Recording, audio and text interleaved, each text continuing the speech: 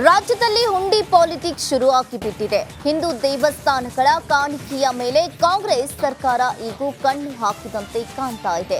ಇಷ್ಟೆಲ್ಲ ಸುದ್ದಿಯಾಗೋಕೆ ಸದ್ದು ಮಾಡೋಕೆ ಕಾರಣವಾಗಿತ್ತು ಈಗ ಸರ್ಕಾರ ಮಂಡಿಸಿರೋ ಧಾರ್ಮಿಕ ದತ್ತಿ ಇಲಾಖೆಯ ವಿಧೇಯಕ. ಈ ಕುರಿತು ಕಂಪ್ಲೀಟ್ ಡೀಟೇಲ್ಸ್ ನಿಮ್ಮ ಮುಂದೆ.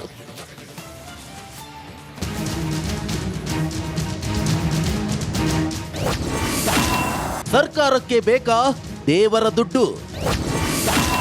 ಕಾಂಗ್ರೆಸ್ ವಿರುದ್ಧ ವಿಪಕ್ಷಗಳ ಸೆಡ್ಡು. ವಿಧಾನಸಭಾ ಕಲಾಪದಲ್ಲಿ ಸರ್ಕಾರ ಮಂಡಿಸಿರೋ ಧಾರ್ಮಿಕ ದತ್ತಿಗಳ ವಿಧೇಯಕ ಈಗ ಸಾಕಷ್ಟು ವಿವಾದಕ್ಕೆ ಕಾರಣವಾಗಿದೆ. ಯಾಕಂದ್ರೆ 1 ಕೋಟಿಗೂ ಹೆಚ್ಚು ಆದಾಯ ಇರುವಂತಹ ದೇವಸ್ಥಾನಗಳ ಹುಂಡಿಯಲ್ಲೂ ಸರ್ಕಾರಕ್ಕೆ ಪಾಲು ಬೇಕಂತೆ.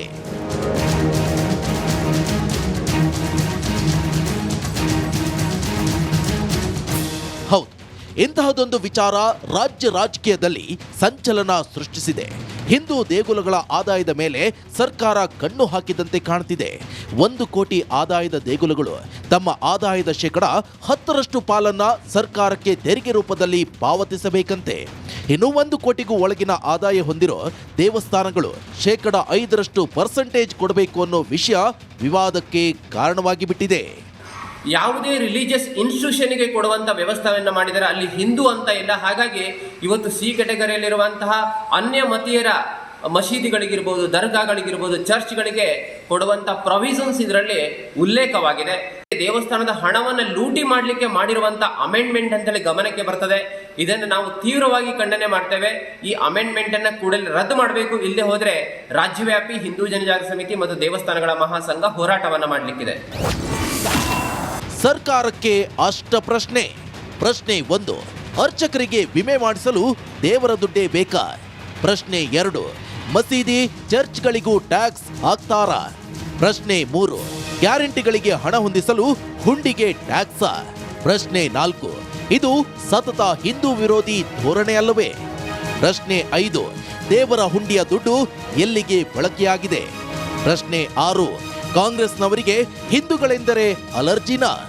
ಪ್ರಶ್ನೆ 7, ಹಿಂದೂ ಧರ್ಮದ ದುಡ್ಡು ಬೇರೆ ಧರ್ಮಗಳಿಗೆ ಹೋಗುತ್ತಾ?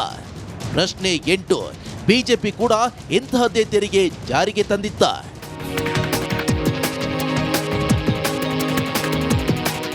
ಇನ್ನು ಸರ್ಕಾರದ ವಿಧೇಯಕಕ್ಕೆ ಬಿಜೆಪಿ ರಾಜ್ಯಾಧ್ಯಕ್ಷ BY ವಿಜೇಂದ್ರ ಆಕ್ರೋಶ ವ್ಯಕ್ತಪಡಿಸಿದ್ರು. ವಿಧಾನಸೌಧದ ಮುಂದೆ ಒಂದು ಹುಂಡಿ ಇಟ್ಟು ಬಿಡಿ, ದಾನಿಗಳು ಅಲ್ಲೇ ಬಂದು ದಾನ ಮಾಡ್ತಾರೆ ಅಂದ್ರು. ಶ್ರೀಮಂತ ದೇವಾಲಯಕ್ಕೂ ಕೂಡ ಕನ್ನ ಹಾಕ್ತಕ್ಕಂಥ ಕೆಲಸ ರಾಜ್ಯ ಸರ್ಕಾರ ಇವತ್ತು ಮಾಡ್ತಾ ಇದೆ. ನಾನು ಹೇಳ್ತೇನೆ, ಮಾನ್ಯ ಮುಖ್ಯಮಂತ್ರಿಗಳಿಗೆ ಒಂದು ಸಲಹೆನ ಕೊಡ್ತೇನೆ.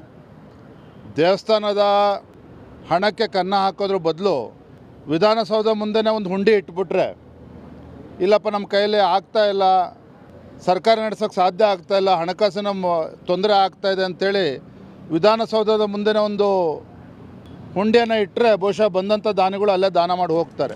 ಹುಂಡಿ ವಿಚಾರಕ್ಕೆ ಪ್ರತಿಕ್ರಿಯೆ ನೀಡಿರೋ ಮುಜರಾಯಿ ಸಚಿವ ರಾಮಲಿಂಗಾರೆಡ್ಡಿ ಅವರು, ಬಿಜೆಪಿ ರಾಜ್ಯಾಧ್ಯಕ್ಷರು ಹಿಂದೂ ದೇವಾಲಯ ಕಾಯ್ದೆ ಓದಿ ಅರ್ಥ ಮಾಡಿಕೊಂಡು ಮಾತನಾಡಿದ್ರೆ ಅದಕ್ಕೆ ಅರ್ಥ ಬರುತ್ತೆ ಅಂದ್ರು. ಆ ಮೂಲಕ ವಿಜೇಂದ್ರ ಆರೋಪಕ್ಕೆ ಸಚಿವ ರಾಮಲಿಂಗಾರೆಡ್ಡಿ ತಿರುಗೇಟ್ ನೀಡಿದ್ರು. 2011ರಲ್ಲಿ ಬಿಜೆಪಿ ಸರ್ಕಾರ ಇದ್ದಾಗಲೇ ಈ ವಿಧೇಯಕ ಜಾರಿಗೆ ತಂದಿದ್ರು ಅಂತ ಹೇಳಿದ್ರು. ಬಿಜೆಪಿ ರಾಜ್ಯಾಧ್ಯಕ್ಷರು ಅವರಿಗೆ ನಮ್ಮ ಈ ಹಿಂದೂ ಧಾರ್ಮಿಕ ಪರಿಷತ್ನ ಈ ಅಮೆಂಡ್ಮೆಂಟ್ ಏನಿದೆ ಅದನ್ನು ಒಂದು ಕಾಪಿ ಕಳಿಸ್ತೀನಿ.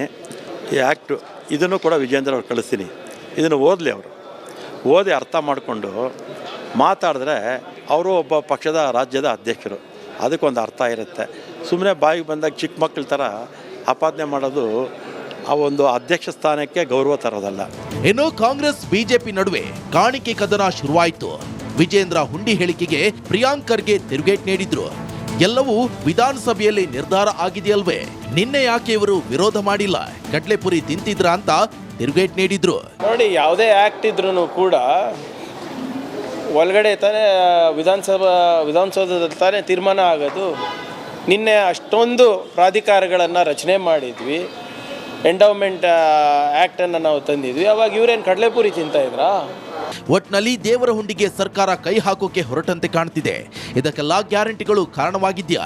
ಸರ್ಕಾರದ ಬೊಕ್ಕಸ ಬರಿದಾಗ್ತಿದ್ಯಾ? ಹಣ ಹೊಂದಿಸೋಕೆ ಸರ್ಕಾರ ಇಂತಹ ದಾರಿಗಳನ್ನ ಹುಡುಕ್ತಿದ್ಯಾ ಅನ್ನೋ ಪ್ರಶ್ನೆಗಳಿಗೆ ಸರ್ಕಾರವೇ ಉತ್ತರ ನೀಡಬೇಕು. Bureau report.